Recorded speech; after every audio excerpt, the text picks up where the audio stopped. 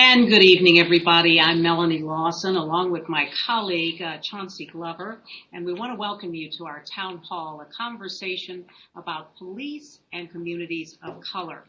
So that was our backdrop for our conversation tonight. On a day when we've seen the first of 4 services for George Floyd, we do want to say, first of all, that this issue is so much bigger than the terrible end to Mr. Floyd's life. He represents so many others out there.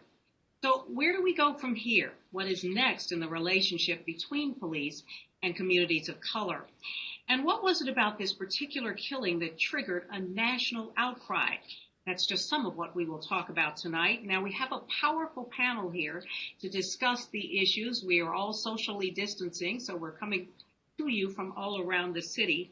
But my colleague Chauncy Glover is going to introduce everyone and start off with the first question. Good evening, Chauncy. Good evening to you, Mel, and good evening to you all joining us here on this virtual town hall tonight. And good evening, and thank our panelists for being here with us tonight. Introduction of panelists starting with Mayor Sylvester Turner, Chief Art Acevedo, and also Houston Police Officer Jamie Bird Grant. Dr. Howard Henderson, he's the director for the Center for Justice of Research, Texas Southern University. We have rapper and community activist Bun B, community activist and also Black Lives Matter leader Ashton P. Woods, a mother of 5 here in Houston, Arnetta Murray, and also Leigh Jackson, who marched in yesterday's protest. And last, we have local businessman and entrepreneur Marcus Davis. And we want to jump right into it now. And Mayor, my first question is for you. You grew up here in the city, right there in Acres Homes. We know you love Acres Homes. And you grew up there when it was still segregated. As a Black man and the city's top official, what do you feel is the biggest disconnect between police and the Black community? And why do you think here so many years later, it still exists? Well, Chauncy and Melanie, number one, let me thank you all for having me, and you do have an outstanding panel, so I'm honored to be with them. Look, let me just say that this is not new. For decades, for example, we've been fighting these same issues.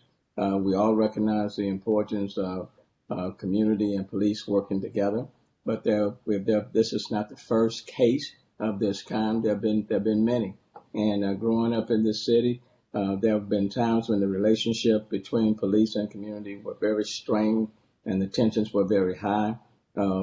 Everyone has worked very hard to try to build that bridge to establish a much more meaningful relationship. We've talked a whole lot about community relationships, relational policing, because it's very important for police officers to understand the community that they are policing.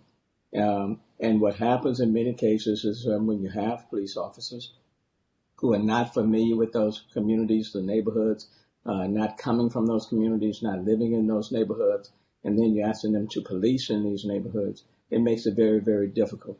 And that's why it's so important to have a very diverse police force that represents the diversity of our community. As much as possible to have police officers coming from these very same communities in which they are policing. Training is very, very important because you just don't want police officers running up on anyone.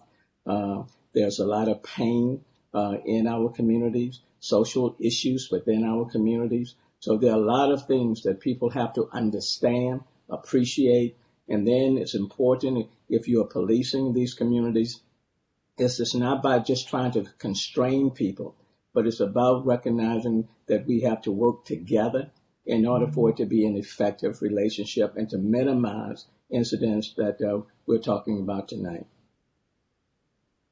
Mayor, thank you so much for that. And Chief Acevedo, I want to turn to you next. First of all, you have been very vocal about your disgust for what happened in Minneapolis. And you said in no uncertain terms that had that happened here, you would have taken much stronger action or strong action right away. But according to a recent poll done by Axios, 70% of white Americans say that they trust the local police, while only 36% of African Americans do. How do you even begin to attack that problem? And by the way, I should say, we saw you out in the crowds the other day at the rally, but short of going out and meeting every Houstonian face to face, What do you do to change some of that mistrust? Well, thank you for having me. And first of all, you got to have a department that is reflective of our community. And I would venture to guess that the Houston Police Department, when you look at the fact, like Mayor Turner said, we have a mayor who's born and raised here, and represents the diversity of this city. We also have a police department that is homegrown and is minority majority. That everyone here understands the community and, quite frankly, loves serving this community. So I think that it starts with who you hire, your hiring practices, and I venture to guess that when we look at how this department polls in terms of satisfaction, we're not perfect, but I bet the house that we come back a lot higher in the African American community because we have a department that's reflective of that community. I think that's number one. Number two, you've got to be holding people accountable, and that's something that we've been doing for a long time here. And number three, the work never ends. Every contact is the start of a relationship. That's why we don't talk about community policing. We talk about relational policing, and that's something that we're going to continue to move forward very aggressively with. All right, right, Chief Chief. Acevedo, you talked about the department reflecting the community and also holding people accountable and the trust issue. But I want to give a perspective on how real the fear is. And this is the reason why. Here in Houston, listen to these numbers, please. Last year, 21 people were killed in police-involved shootings. Of that 21, 13 were black and only 3 were white. And we talk about trust, and with HPD, we had the Harding Street raiding there. And also just here in the past month or so, there's been 10 police shootings here in Houston, 6 of them deadly. So when we reached out to a lot of our viewers, they wanted to talk about some of these cases. And I want to go to Carla Jones from the Heights. She says she knows about at least 6 murders at the hands of or 6 shootings at the hands of HPD since April. She says Chief Acevedo said that the body cam footage would be released. Now he has changed his tune.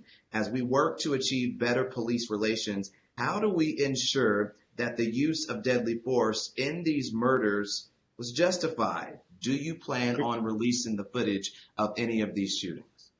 Okay, first, I think you said murders again, and I don't think that I think you misspoke and called them murders. There also involve shootings that, number one, transparency is important. I'm very much in favor of transparency, but we have got to be thoughtful as to when that occurs. Everything we do has a consequence. You brought up the Harding Street fiasco, where we have an officer charged with murder, and if you go back in time, you will notice that even though videotapes have not been released from body-worn cameras because we didn't have them at that time, we've changed that policy. There's already, because of the pretrial coverage, we've heard the lawyer talk about changing the venue. So we've got to be careful about the timing of the release because we don't want the unintended consequence of if an officer gets charged by a grand jury that is hopefully reflective of this melting pot we call Houston and Harris County, that we don't release something prior to the criminal case being handled, because next thing you know, we get a change of venue to East Texas or West Texas, where the jury pool looks nothing like Harris County, Houston, Texas, and we get an acquittal. Now we've opened another set of problems. And the other issue that we're dealing with right now is Mr. Medeiros and other families that have asked us not to release those videos because we live in a society where people just, it was strange times for us. You have these websites where these people put these videos, and a lot of our family members don't want their families sitting there for eternity, for generations of the same family seeing how their loved one died. And so we have to come up with a national policy, again, it's one law, all 50 states. What are the rules of engagement? Because if I do it one way in Houston and Ferguson does it another way and Minneapolis does it another way, we end up with mistrust because we use each other's policies to impeach one another. And I think that's got to be part of the national conversation. And I hope that the families that have asked us, up to 3 now, that don't want us to release the videos of those 6 shootings, that they will speak out soon to make sure that their voices are heard in this debate as well. And Chief, I heard you say that, and she did refer to them, we refer to them as police shootings. The question, she was explaining why she felt she referred to them as murders because she's saying, I don't know if if the officer was justified or not because I did not see the video, which a lot of people are wanting more. They're saying in that transparency, they want to see that video instead of just taking the word of you or taking the word of HPD saying this is what happened. The suspect was in the wrong. I think people are wanting to see that transparency to say, why can't we watch the video? Can I get in on this, Chauncy? I understand that, and I think at the end of the grand jury process, that would be the appropriate time because we do not want to take a chance on a change of venue. My activists in Austin, when our officers there killed David Joseph Jr., a 17-year-old young African-American man, young man, totally naked in the middle of the street. One of my officers shot him twice and killed him. I fired that officer. I had problems with that. There was a demand to release the videos right away. They're actually on the internet to this day because they got released after the grand jury process. But the truth of the matter is, when I explained to my activists that we were worried about if their charges filed, a change of venue, people, once they hear the reasoning, they'll step back to make sure they don't take away the ability of our community to pass judgment on the actions of our officers, because that would be a travesty. Well, and I heard the mayor trying to get in on this, and Mayor, we do want to hear what you have to say, because this, in effect, keeps the public from being able to see many of these incidents and judging for themselves exactly what's going on. And that was the impetus, as we all remember, behind asking for body cams, certainly in our jurisdiction. And that's very, very important, and I'm glad we do have body cams, and accountability is very important. And look, of the 4 of the 6 shootings, I personally have taken the opportunity to sit down and look at the video myself because I wanted to see the video. And I will tell you, and also insisted that we show the video to the family members themselves. And if the family members wanted the video released, I wanted them released. And it is true. In 3 of those cases, when the family members looked at the video, when they saw what actually happened, they themselves said, we do not want the video released. But I took the opportunity to take a look at them. Look, every single time, it is important that we are constantly reviewing our policies, practices, and procedures. Being transparent is important. Accountability is important. All of those things are critically important. But I think sometimes we'll make a mistake if we lump all of these cases together as if they are all the same. And each case is different.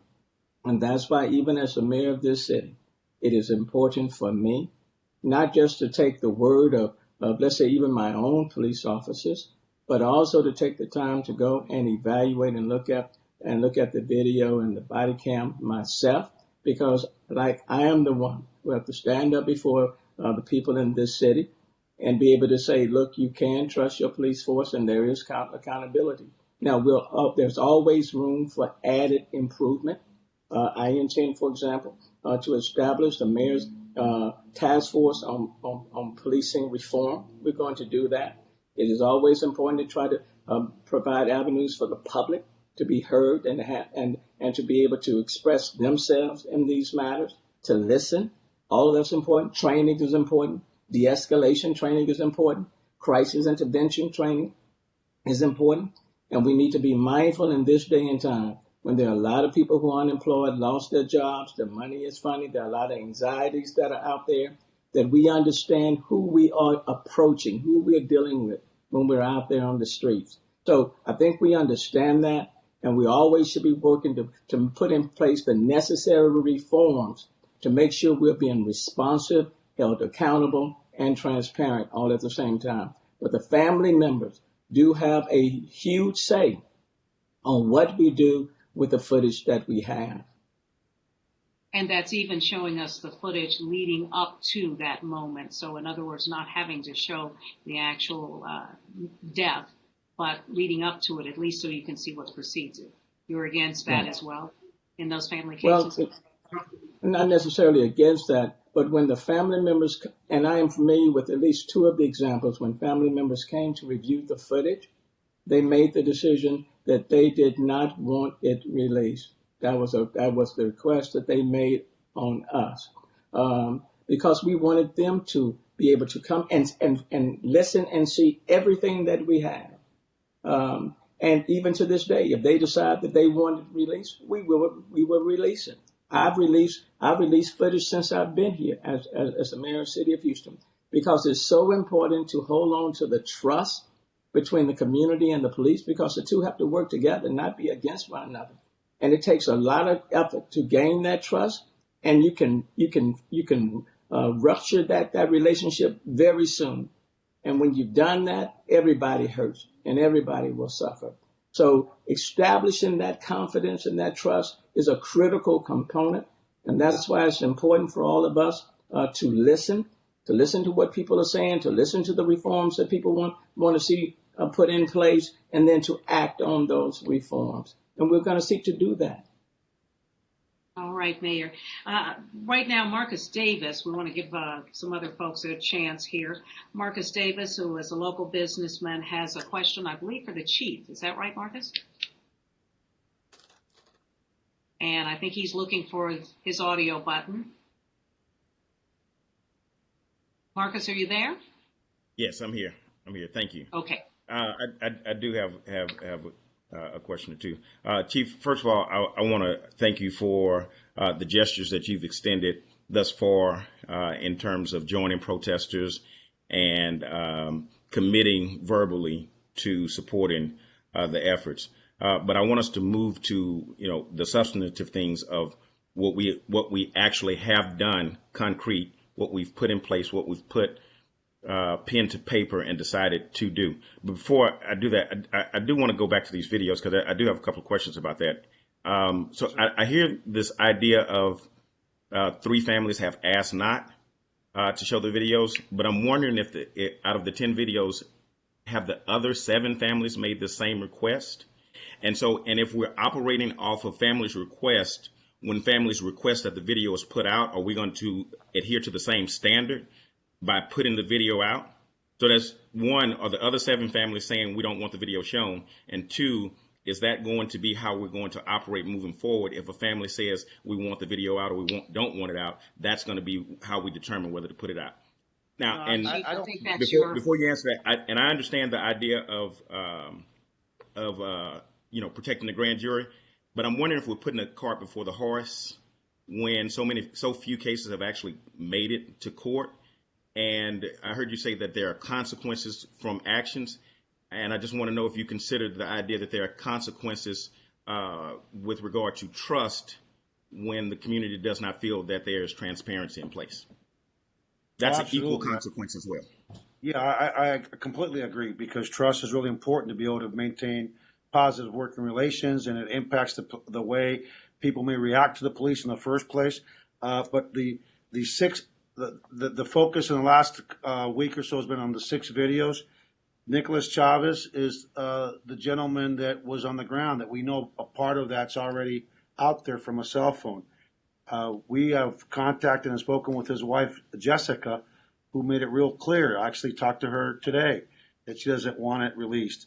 The incident on involving Mr. Adrian Medeiros, I have talked to who's viewed it. I've talked to him several times. I talked to him again today. He doesn't want it released.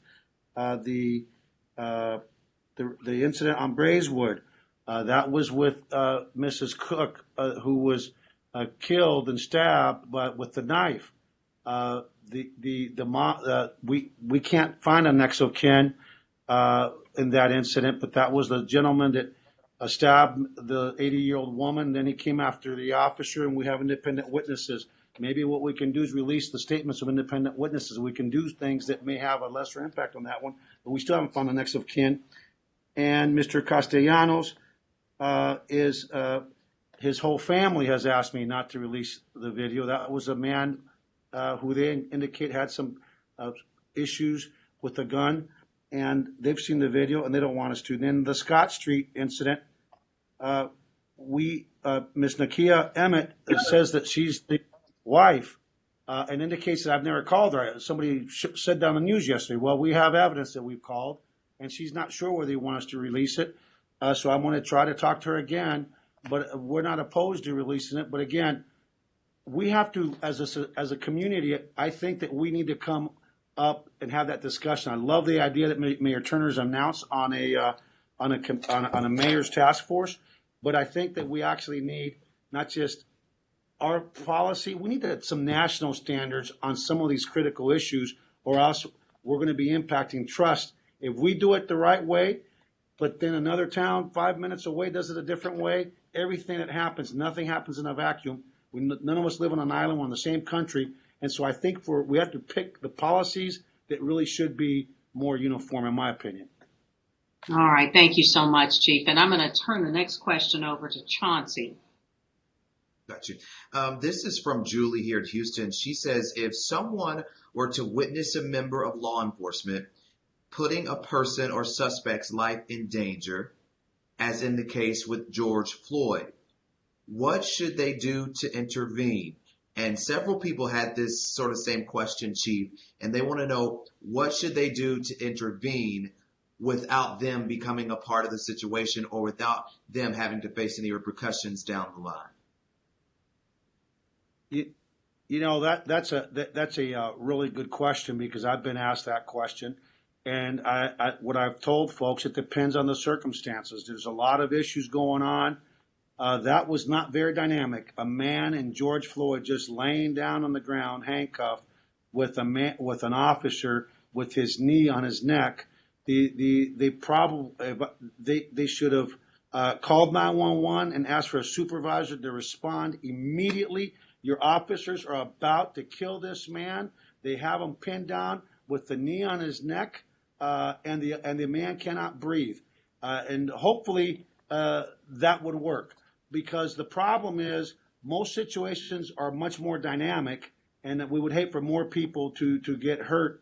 But in this case, the best thing we would have done is what they did was to demand that they let him go, but call 911 and call for a supervisor, lights and sirens. Your officers are about to kill somebody. Because I know what I expect my supervisor to do, to immediately get on the radio as they respond, lights and sirens, and say, if this is going on, a guy's handcuffed, flat on his belly, with his legs sitting still, there's no fight in him, let that man up. And so that would be my recommendation. And that's despite the fact that you're calling the police about the police, because I think that's what gave those 4 people pause, Chief, was they're sitting there thinking, well, these guys they're here to protect us. What do we do? Who are we going to tell? Yeah, but the problem is that's probably the best and the quickest way to get things going. And I think everyone agrees that most police officers are good, honorable individuals. And when you have supervisors involved right away, you generally end up with better outcomes. Well, I also have a question here from Evelyn Gibson in East Harris County. And this is one that really applies, and I'm going to have one of our panelists talk about it as well. And she says, what do you suggest we tell our sons and daughters to do when they interface with police? Because apparently the standard instructions aren't always very clear. So what do you say to your sons and daughters? And I want Arnetta to jump in here right now as well. Arnetta, I know you are the mother of 5, but you look young and beautiful, so that's pretty amazing. They are all in their 20s, but 4 sons, is that right? Yes, ma'am. Yes, ma'am. And I'm sure over the years you've had some very frank conversations with them about how to interact with police. So I'd like to hear a little bit about your story, and then perhaps the chief can tell us, what do you say, especially to young children of color who learn pretty early on that their skin color can actually put them in danger? Right. And well, we have to be honest, and you're so right. Me having 4 boys, 27, 23, and twin boys that are 20. And you're right. I understand that these are isolated cases, but it still breeds that most African-American males are scared. And that's the problem. How do we take the fear? But I told my boys, particularly my son named Larry, he was 17 years old, and I said this to him. I said, if you ever get stopped by the police, make sure you keep your hands on the wheel, say yes, sir, and just comply. And I said, one thing I remember vividly, I told him, don't ever stop in a dark area, and if a police comes after you, just drive slowly, get to a lighted area, and be respectful. Well, when he did just that, as I told him, and he said the first thing the cop did, got out the car, had his hand on his gun. And so my son was very respectful. See, the cop said, why did you keep going? He said, because my mother told me to never stop in a dark area. And he said, young man, you're very respectful. And he let him go. But the bottom line is that my son was fearful. We should not live in fear of the police. And I think that's the issue, with being fearful. We don't know. We know it's isolated cases. We know that you never know, when it's going to happen, but we're fearful. And you're right. I heard our chief say that, and Mayor Turner, that, we know, we're not saying all cops are bad. We know that. But what we are saying, because we don't know which ones are rogue, you put us in a position of uncomfortability. And you're absolutely right, Mayor and Art Acevedo. We have to put practices in place. But they got to trust. It's about a trust issue. My son should not have come home after looking at the video of Mr. Floyd saying, Mom, we got to get a gun. We got to get an AK-47. We got to do this. No, we don't have to do that. We have to put measures in place. Me being a councilwoman in the seat of Albert County in Brazoria County, being a teacher and all that, I promote, we have to follow standards and rules. But what happens when you do follow those rules and something still bad happens? So that's what we're concerned about. And we want to trust. We know it's not all the cops, but I can tell you 70% of Black American males are afraid of the police officers. Well, and Chief, I will say it's not something that they're making up, because last year, according to you all's own records, 36% of the drivers stopped were Black, even though they're only 23% of the population. So if you would just sort of answer the question of what, mothers and fathers of color have to say to their children.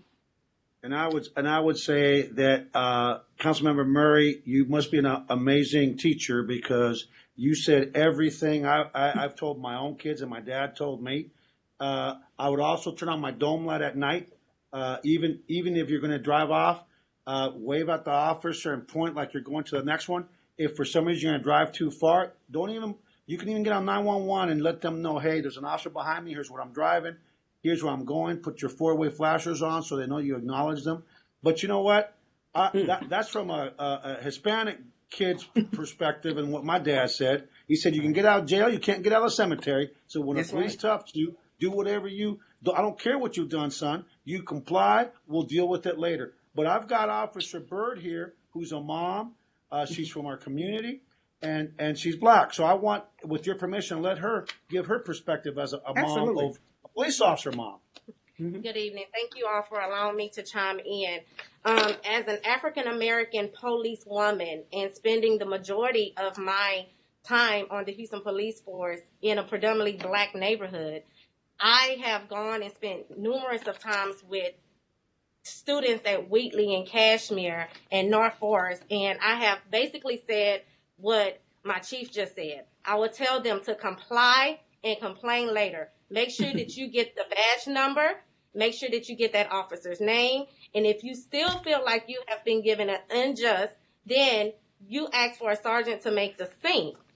You have that right to ask for a sergeant to make the scene. And again, illuminate yourself. Turn on your dome lights. Get to a safe place. But I know the questions are rising like, well, if we do all that, if we comply, we may not live to complain. So I understand the frustration in the African-American community. And before I go any further, I just want to acknowledge the Floyd family. And my heart goes out to you guys deeply, and I commend you for allowing your voice to peacefully be heard during this week, in this last week. Absolutely. But I'm going to go into why I'm here. My name, again, is Officer Jamie Bird Grant. My dad is late James Bird Jr., the Black man that was brutally beaten and dragged behind a pickup truck on June 7, 1998. So this is very personal to me. This week has been very emotional for me. So I get it. I understand the Floyd family's frustration. I understand their pain. I understand their anger. But what do we do after this is all over? What do we do after next week? What do we do in the six months from now? What do we do a year from now? We have to allow our anger, our pain, our frustration to be heard in movement. Do not stop here. I decided to join the Houston Police Department because I wanted to affect change. I wanted to be the change that I want to see in the community. I wanted to affect the change within the department and also not just in the African American community, but in the world alone. I go out and I speak to numerous of schools, and this is my daily song. I tell people, be the change that you want to be. And if nobody understands the anger and the pain that the Floyd family is going through at this very moment, I am here to tell you that I am standing in solidarity with you. I can't do it alone. My chief cannot do it alone. None of the HPD officers and command staff can do it alone. We need the community to come together, and we need to do it together. This is a movement. It's not a moment. Yep. And we must keep George Floyd's name alive. Absolutely. Thank you so much, officer. And we send our love to your family. We all remember that horrendous situation. Chauncey, we've got several people we haven't brought in yet, and I thought maybe you might want to go to the next question. Yeah, we will. But while we're there, I mean, it begs the question is, you know, we heard the numbers about how many black people killed and how many black people pulled over and how it's disproportionate there. And I think when I hear about your son being afraid, we have to dissect why does it escalate? Why are we fearful? We've spelled out why, just as black people or a black person being pulled over. Do you think, Chief Art Acevedo, do you think that, sometimes that people do feel more, or officers feel more threatened because of the color of our skin? Are we being judged because we're black? I feel like we have to address that in order to get past the what we do after that. I think to say that there are officers that are afraid of people that don't look like them, it don't exist. Because I can tell you, as a young sergeant in East LA, I went to a scene, and East LA is predominantly Hispanic, and I had this officer that was not Hispanic that came from another part of the state that wasn't that diverse, and there was a group of people. Let's face it, there's not much going on. So when there's a police action, everybody comes out in our neighborhoods, right? That we grew up in. This is where I grew up in. And this officer comes up to me, and all it is a bunch of Hispanic people just watching, being looky-loos. And he says, "Sergeant, can I, if anybody steps out this way, can I use my PR-24?" And I'm like, "Do you not know the use of force policy?" And it snowballed from there. But absolutely, that's why this department is so different than many departments. We are reflective of the community. I saw this young woman on a 3.5-hour march Saturday with people from the 3rd Ward. I gave her a hug because it's one of my officers, and she made me so proud to be marching out there. I don't think you had any helmet on. You didn't have anything. And so I found out today for the first time getting out of an elevator that she's the daughter of James Byrd Jr., and I had no idea. So this is what this department's about. Homegrown, diverse, reflective of the community. Now, let me just talk about the disproportionality. Here's what happens. You have the stop and frisk in New York City that some people supported. I do not believe in that. You either have probable cause and a reason, and if the reason is just because it's late night and the person of color, you ain't got a reason. Because what happens when you're stopped for the 10th time in the same week for doing nothing, guess what somebody of color might do or a person might do? They may react. And that's why we got to make sure we hire a diverse workforce. And let me tell you, there's good and bad in everything. We've got phenomenal officers that are white, that are culturally competent, that love working in the community. And the other thing we must do is continue to talk to one another. And when we have bad policing, you've got to report it, whether you think we're going to do anything or not, so we can hold them accountable. And I'll tell you right now, I hold people accountable. If I get the case, we will take action. Because if you don't report it, then guess what wins out? Bad policing. Lastly, I have to say one other thing. We need to lift up the good cops, because we live in a society where people, when they're mad, they'll report things. And I'm just talking about human nature. But when they do good things, let's report that, because we need to hold the bad ones accountable and lift up the good, so we don't get an us versus them mentality. I don't know if you want to add anything. And Officer Bird, you may not remember, but when I moved here 5 years ago as a reporter, I met you and you told me your story as to who your father was and why you decided to be a police officer. And I never forgot that story. And Chief, you talked about the march, the huge march downtown Houston, 60,000 people coming out in support of what happened, in support of George Floyd, and speaking out about what happened there. Now I want to go to Bun B. I know you and Trae Tha Truth and the Relief Gang, Mr. Rogers, you all got with the family and wanted to do something and mobilize here in Houston. But when we think about all the people that came up to protest, and you have all the 4 officers, they've been arrested and charged now. What do you want to see? What does justice look like for you all after you marched, after we got the arrest and the charges? Well, and thank you for having me today on this esteemed panel. While we are happy to finally see all 4 police officers be arrested and charged for this heinous crime, unfortunately, due to the nature of the beast that we're fighting against, they aren't the only people.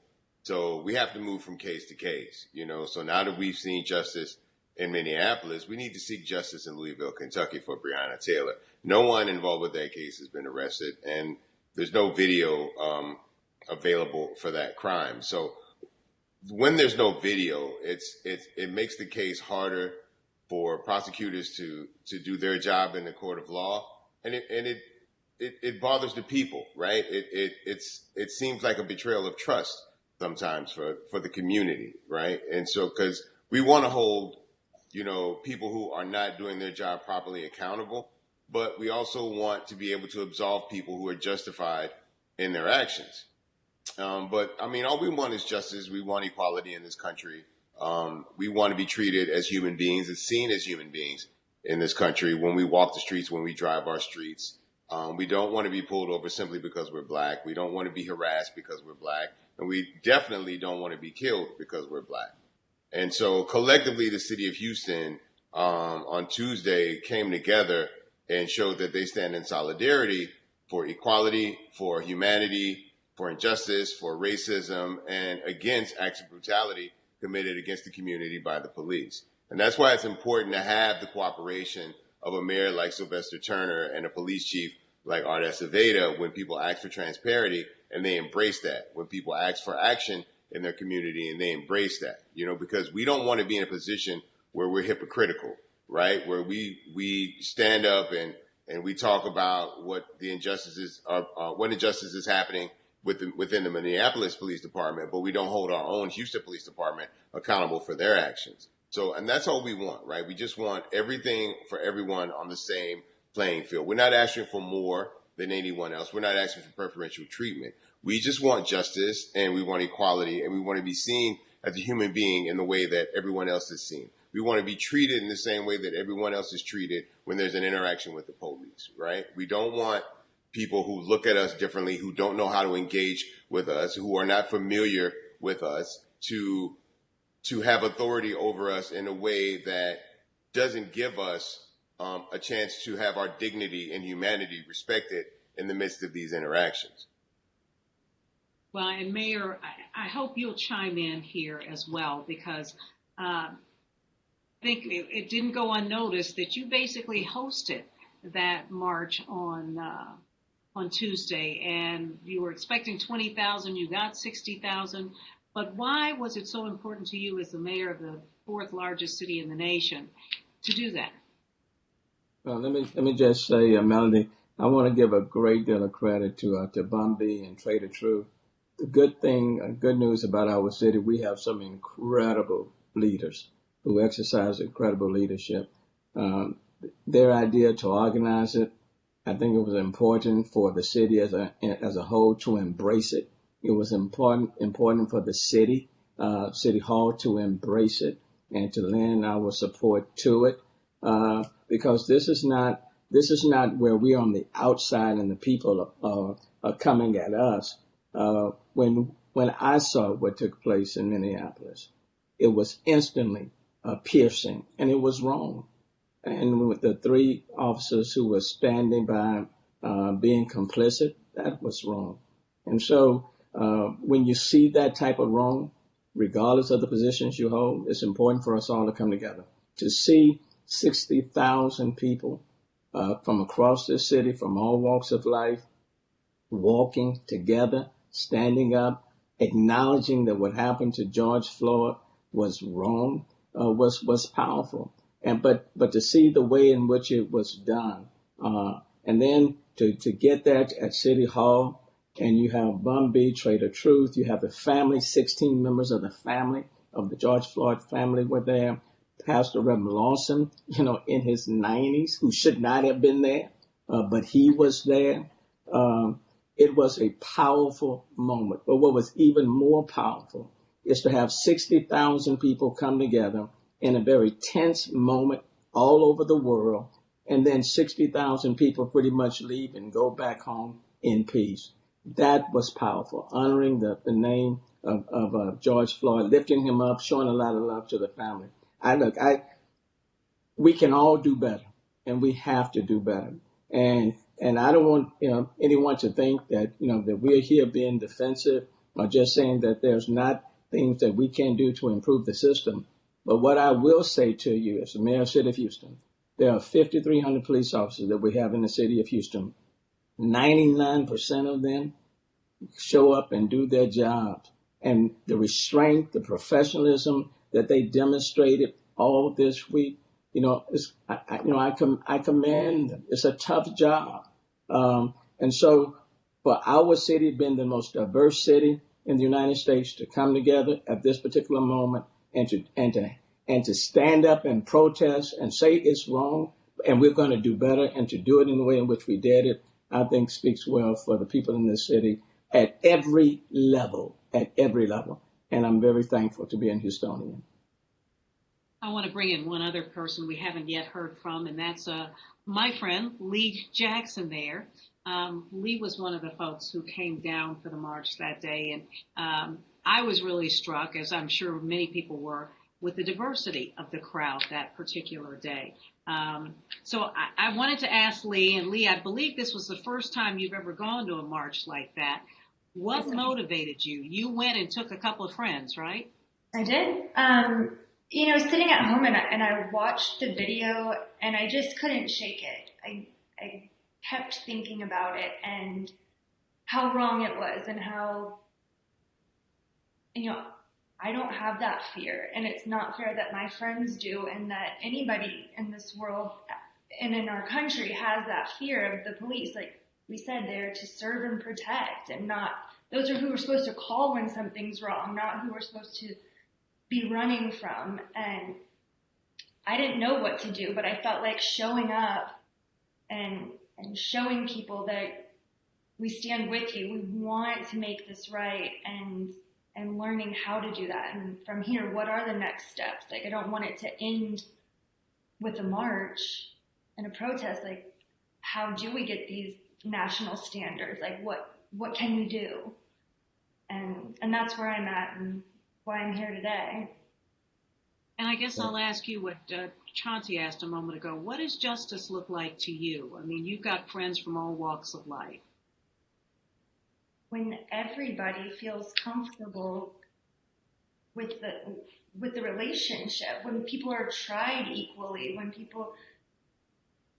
when the police are involved, like there is a set way that things are handled, and it's not different for different people. It's not different based on how you look. It's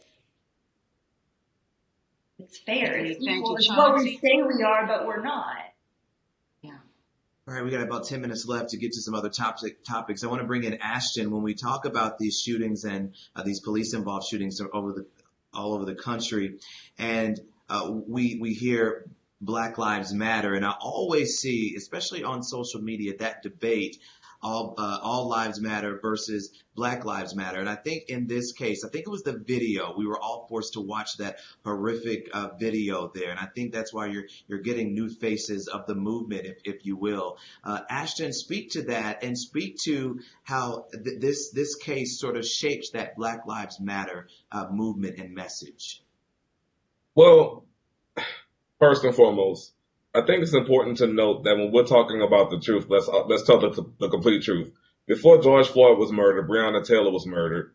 A black trans man named Tony in Florida was murdered, and there were several other murders, including the 6 right here in Houston. And people were already building to this point. I think with George Floyd, with him defining this movement today, it's really about people were able to see what we've been saying.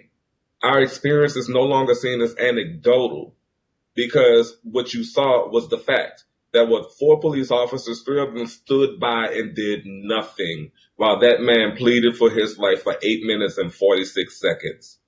And, speaking of Tuesday, and every day since Friday when we led the first George Floyd protest, people have been arrested. People were arrested at the event we did with Bun B. People were arrested. We have been bailing people out every single day. There were over 200 people arrested. No, all of those 60,000 people didn't go home. They got kettled into intersections and arrested. So I really want to be fair here and talk about the black woman that came to me and said, Ashton, they made me spit in my own blood because I was on my cycle, and they didn't give us PPE, and they left us zip tied for over 10 hours at an off-site facility. We need to be honest and transparent about what we're doing when Mayor Turner has not actually instituted a curfew like in other cities where you actually do see real violence. The definition of our movement has been about exercising our First Amendment rights. But when there are police officers just waiting just to pounce on people, like my friend Pat, the artist who was deaf and arrested by HPD after the events on Tuesday, was arrested for not complying with verbal commands when he had his paperwork on him saying that he was deaf. So we actually have to talk about the truth honestly. While I support Sylvester Turner and have voted for him, I think we need to make some real changes. Letitia Plummer came with the 8 for 8, and I encourage you guys to look that up.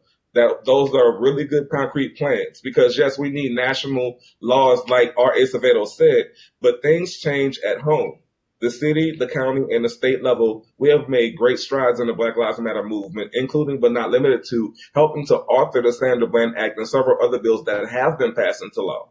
So the movement never stops. And for the people who will be here 6 months from now, we need you during legislative sessions. We need you during city council meetings. We need you at the off-book meetings when we're trying to plan to actually change policy for people to move forward. Because this moment in the Black Lives Matter movement demands that we actually do more than just demand justice. It means that we have to put the work behind what we're demanding. And all of us have to come together, even in our disagreements. I disagree with a lot of what was said just now through this whole broadcast, because I'm the only millennial on the video. And what I'm hearing, it kind of doesn't jive with what I know and feel and what I've experienced. And so for the moment, I think the Black Lives Matter movement demands that we actually recognize the truths that we see before our eyes and move accordingly together to make sure that we actually improve the life chances for everybody, not just all Houstonians, but everybody across this country. I'd like to ask Ashton who exactly he doesn't agree with on here, because there's obviously multiple people on here, and I just would like that clarity as far as who you don't necessarily agree with. Several people. I think there were little snippets here and there that I heard where we saw, all of this, the way we did this today. I saw Art Acevedo get a lot of space, and the people who should be on here should be the people just like the officer. And thank you for speaking out about your dad. This space should be about people who have been victimized by police. Like my first experience with the police here in Houston was a bad experience. That didn't make me think that all police officers are evil. But I think that when you cross the blue line, when we talk about there are good cops and we should report the good cops and talk about all these things, we also have to be balanced in saying that while we're trying to look good as a city and as a people, we should be able to peel the scale back and see the ugliness too, is my point. And I think my disagreement is that we were just really coming off as kumbaya. And I know that might be an unpopular opinion, but I respect each and every one of you here. But I think that we actually need to hear from people who are out there every day that I keep hearing from, the people who we've been passing our masks to during this whole pandemic. While people are asking what Black Lives Matter was, we were out there giving out $25 gift cards and bringing groceries to people for the last 3 months before we even had protests. We were out there rebuilding houses for people with Harvey. We were doing work too, but we are looked down upon because we say Black Lives Matter and we're portrayed as angry. And right now I am angry because yes, a lot of what we talked about was true, but we also have to talk about what's going on in our own backyard. And we'll give Chief a chance to respond to that. And Well, Mr. first of all, Dr. I Henderson, think we're that- getting to you. Okay. Well, first of all, Ashton, it's a little disappointing that you think that a kid whose second language is English. This is my second language.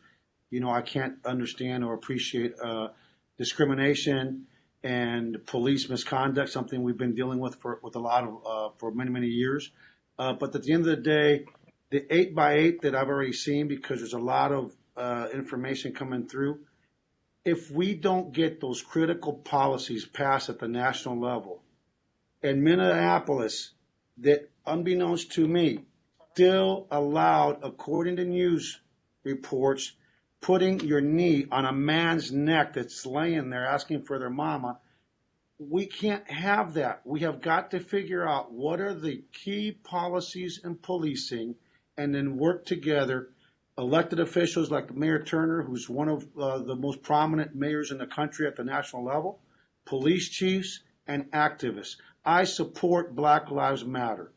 I have spoken in support, had press conferences in support, and now this is not my first time supporting progressive measures. I'm It's not on the taking evil. so let's do Unredacted it. policies. Let's move it forward. Unredacted policies. Unredact your policies.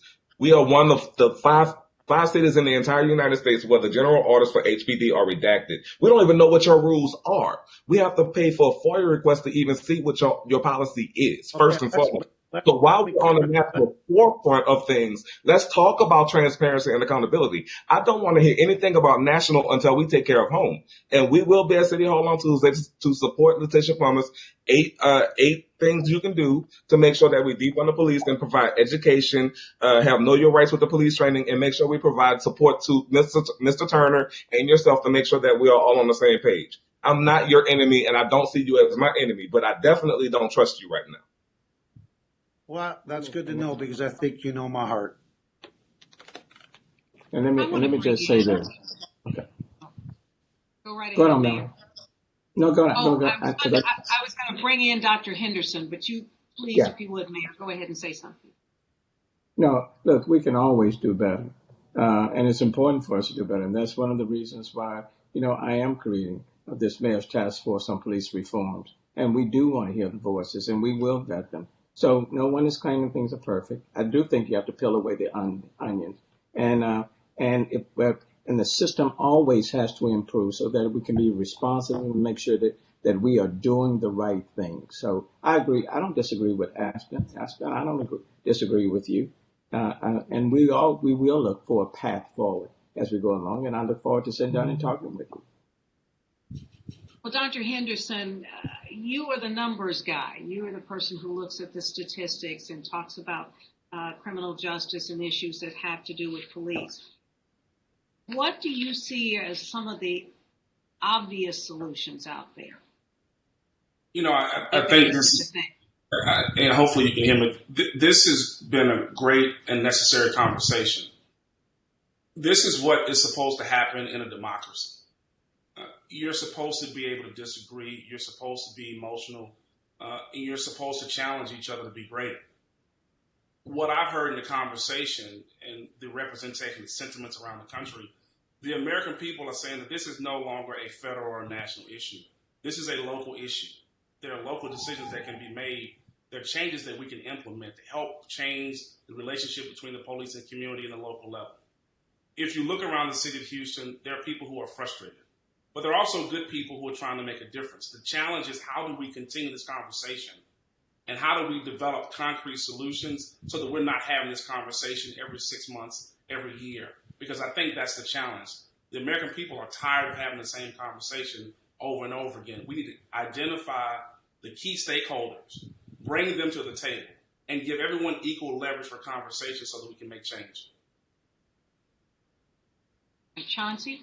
Gotcha. And we want to end right quick, just have a few minutes. And Mel and I, we have some statements, but we want to end with Chief. We've talked about the body camera footage. We've talked about police trust. We talked about how Black people are feeling even before the George Floyd video, but even now after this video has surfaced. And we also talked about how Dr. Henderson just said the concrete things. So here ending, Chief, what do we do tomorrow? What is that? What is your one big takeaway with all of that you can tell the people here that you are going to leave this town hall meeting and go do after hearing all of this that you've heard tonight?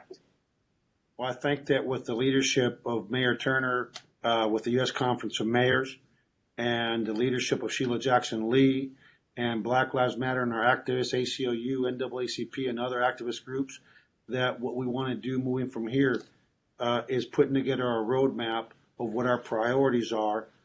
Dr. Henderson coming up with what are the key policies that really should be. This is one country, one constitution. We need to have key policies should be nationwide, dealing with all these issues and go out and make it happen, because there should not be another George Floyd. And the problem is, if we only fix it in Houston, there's 18,000 other police departments. And as we see here with our own tension, what happens in Ferguson, what happens in Houston, what happens in LA, what happens in Minneapolis impacts policing here. We don't live on an island. It's time to have a national conversation and a national approach to the handful of critical policies and procedures. And Mayor, we'd also like to give you the last word if we could. Oh, did someone want to speak? Yeah, I just wanted to chime in because I respectfully disagree. If we don't want to have another George Floyd to occur, then we can't wait on a national conversation, because while a national conversation is being had and being waited on, there are people that will die in the street. We've got to be honest with ourselves, people. And this is no disrespect to any of the 5,300 men and women that serve our city in blue. But the first thing we got to do is get out of denial. If we keep saying that the majority of our men and women that serve on the police force are good, then we are in denial, because those 4 people that murdered George Floyd, before we saw that, we would say the majority of them were good. We have a systemic culture of corruption in PDs across the nation that we're lying to ourselves about. And if we continue to lie to ourselves about it, then we're going to continue to have these things to happen. We use the phrase and sling terms around like one bad apple, but we never finish the sentence, because the sentence says one bad apple ruins the entire barrel. So if you admit you have a bad apple, then you got a bad barrel. And I am anxious for Houston to take the lead and not wait on any other city to be the bloodstained bearer of what's good and what's right and what's righteous with police departments in the nation. We'll let Mayor Turner. Go ahead, Dr. Henderson, then we'll let Mayor Turner. I think, coming out of this conversation, I was short on time, but I think it would behoove us to identify the key points that have been made in this conversation and to put those out for people to read who didn't get a chance to watch the video. But we need to focus on police training, we need to focus on cultural sensitivity, and we need overall education. And so the key to do that is to identify individuals who are in these communities, who have these experiences, to make that change. Mayor? And I wholeheartedly agree. I think it's very important to focus on training, whether it's crisis intervention training, de-escalation training. It's important for us internally to review our own systems, practices, and actions. All of that's important, to engage in best practices, to create a system that's transparent and with integrity. That's one of the reasons why we are putting together this mayor's task force on police reforms right here in the city of Houston. But I have to say this. We do have outstanding police officers in the city of Houston. There are 5,300, and the overwhelming percentage are good, and they're out there every day sacrificing their lives. Now, that doesn't mean to say that there are not individuals who go rogue and they need to be held accountable. They should. But just like there are individuals that sometimes go astray, that doesn't mean the whole group is bad. And so we do have to find a way to go forward. A part of my responsibility is to listen, and to listen to all sides, to bring people to the table, to ask for those ideas, and then to craft solutions that will be systemic and that will help to improve the system and gain that trust. And that's important. But I am not going to lump everybody together, because that would be unfair and would do a disservice to the city. We do have outstanding men and women who are serving in the police force. You heard from one of them today, and the overwhelming percentage are doing an outstanding job, and I want to thank them for their service. And Mayor, what is your takeaway from this hour? And obviously we could talk about this for weeks, and this is just the first of one of these conversations. But what is your takeaway after hearing Melanie, this? I take my job like everybody very seriously. When I grew up in Acres Home, I was one of those kids that was fearful of the police. I was one of those kids where my mom, a single mom, would tell her boys, look, and if you run into a police officer, you be respectful. Don't create any sort of problem. And if they're not treating you right, I can deal with that after you get home.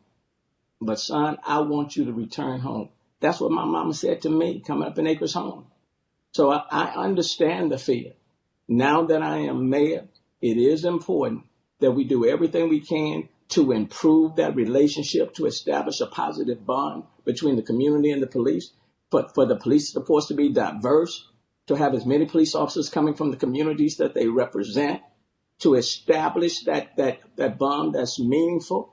But it does not work if it's community versus police, or police versus, and doesn't support the community. It does not work for any of us. So I reckon it's a tough issue, and I do believe we have to be transparent, and we have to be upfront. We can't be defensive. And there is a path forward. And that's why it is important that we come to the table, that we be very honest. And, sometimes it'll get a little tense. That's okay. But to come up with a systematic plan to improve and to move forward, I'm committed to that. And I invite others to the table along with me to craft something that works right here in the city of Houston. I just want to add one thing, and I agree with Mayor Sylvester Turner. As a Houston police officer of 9 years, the men and women of HPD, we get the training, we get the proper training. And I think it's very important that each department across the world and the nation get the same training as we do. We, as HPD officers, we know we know how to conduct ourselves while we're out in the community. However, we can offer the training, the officers can go to the training, but are these officers receptive to the training? Are they getting anything from the training? I believe the stricter screenings need to come from the recruiting level. As they enter into the departments as cadets, we need to screen those officers very well to make sure that they don't have this hate and these biases and these prejudices in their heart, because you can offer training, but it's all about if they're going to be receptive and they're going to put it to play. So I agree with training is very vital and needed, but a lot of times people don't take that back and put that into action. Well, thank you so much, In the officer. business We world, folks get appreciate fired that. for that. Okay. We appreciate all of you being here this evening. And as I said, this is just the first of many conversations after an incredibly emotional few days for, I think, all of us here in Houston as well as around the country. And before we wrap up, Chauncy and I just had a couple of quick words that we were going to talk about in terms of our own personal thoughts. And I don't know if Chauncy wants to go first or if he'd prefer me to. Chauncy, I want to defer to you. You're much smarter than me. Ladies first, Melanie. Okay, then there you go.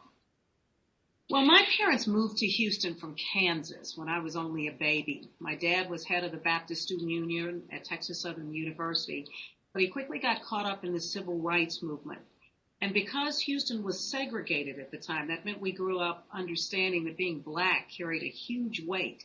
My parents were fighting to integrate schools, stores, restaurants, basic things that most people expect. We didn't know why we weren't allowed in those places, but we knew it had something to do with our color, with being black. I can't remember the first time I was called the N-word. It was probably marching with my dad when I was a little girl, but I knew it was bad, and I couldn't understand why white people yelling at us hated us so much, why the police hated us so much. And frankly, I still don't. I've worked in the news business for more than 3 decades, and I'm considered to be a reasonably credible and fair journalist. But I still occasionally get that racist comment or a troll on my social media for no apparent reason. And while I've grown a tough skin for the most part, it still stings and makes me wonder again, why all that hate? As a black woman, I still find myself nervous and shaky if a police officer pulls me over, especially if I'm by myself. The death of George Floyd and so many we've seen recently at the hands of police lets me know that even the most routine situation can be deadly. I found myself unable to sleep after this killing and that horrific video, knowing that could be somebody I love or even me. And I still ask myself, why do some people hate so much? But my parents also taught us how to stand up against bigotry and hate. I want my nieces, who are now grown, and my great-nephew, who is biracial, to see a better way of life. And the outrage over George Floyd's death by people of all races actually gives me a little bit of hope that so many others want the same thing. I also look to my dad, who will be 92 in a few days. He showed up at the march, and while he's seen so much progress in his life, including a black president, he's still out there fighting for equality and fairness and urging the rest of us to keep demanding justice and change. Chauncy? Melanie, many of us have been biting our tongues, swallowing our rage, and fighting back tears, all in the name of trying to remain professional. Because expressing that hurt caused by witnessing Black death is oftentimes considered more unprofessional than Black men and women actually being killed. But before I'm a journalist, I'm a human. So I'll be honest with you. I cried this week. As a Black man, it's sometimes hard for me to cover these stories. When I watch the George Floyd video, I easily see myself, and I think that could be me. Here's the truth. No matter how educated I am or what title I hold, no matter how I strive to do the right thing daily, flashing blue lights are a grim reminder of it can happen to you, Chauncy. If a cop pulls up behind me, my heart starts to pound. I immediately start a plan to make sure I come across as doing everything right so there's no room for things to go left. This is my reality, and quite frankly, the reality for so many others. It's even become a part of my nightly prayer. Lord, don't let me become a hashtag, keep me safe.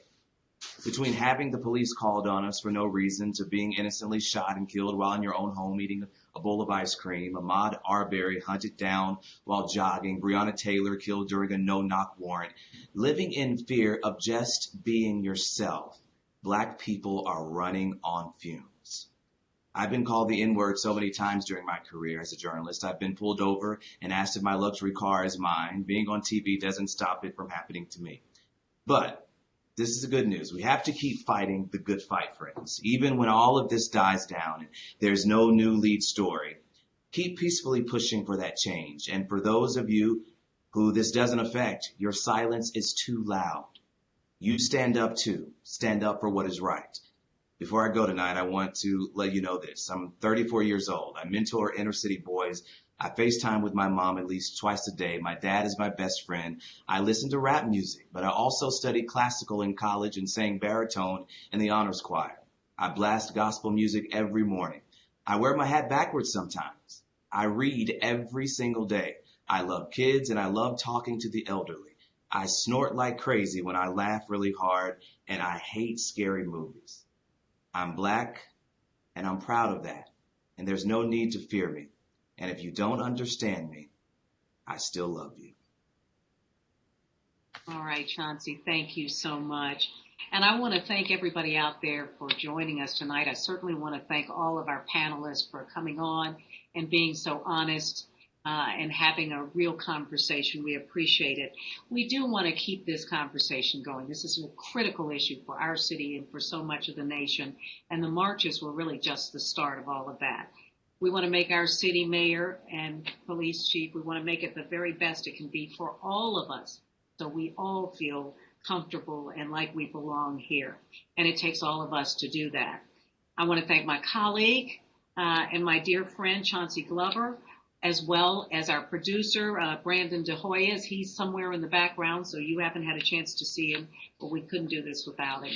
Again, thank you to all of you. Thank you to everybody who took the time to watch this evening. We hope to hear from you with your thoughts about our conversation. And have a great evening, everybody. Bye,